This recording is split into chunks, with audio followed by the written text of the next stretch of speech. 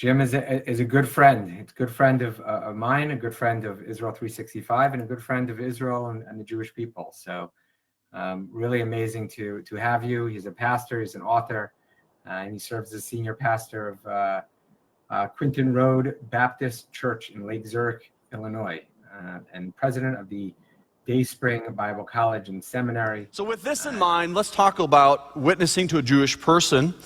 By the way, they're very worried that you're going to convert them, okay? They're very worried about that. We actually have a wonderful Jewish man that has given money toward our school for years, and he is very worried, though, that we'll convert him.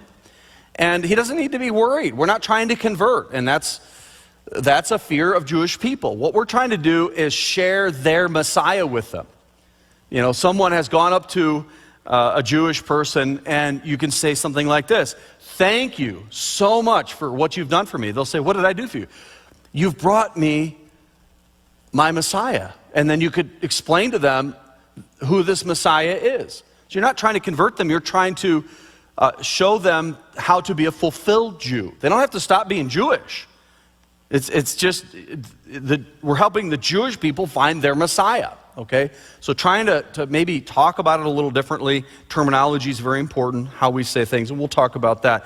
But being sensitive on Jewish people to not listen to anyone who tries to share Jesus with them. So how can we do it? Here's the key: be a friend. Be a friend.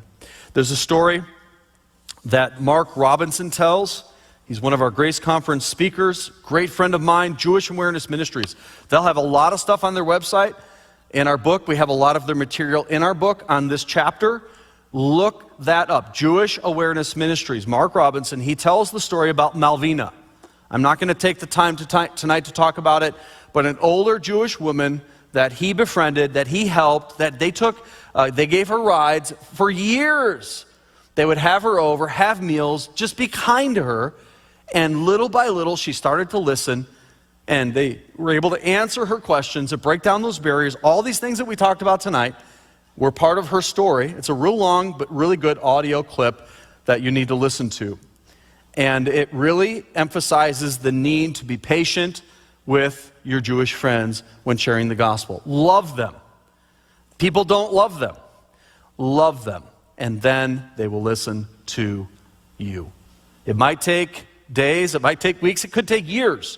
Stay at it, stay prayerful, know the messianic prophecies, that's really important. Know how to answer some of those major questions like the Trinity, like the deity of Christ, and know how to answer those. Be careful, be sensitive to use certain words that won't offend them, and you will see Jewish people receiving by faith Jesus. Thank you for Israel 365. We thank you for Rabbi Weiss and Rabbi Goldberg and all the rest that are there that are fostering the relationships. We thank you for that. We thank you that they're willing to allow us to work together, to pray together. We are so thankful for the connection that we have with the land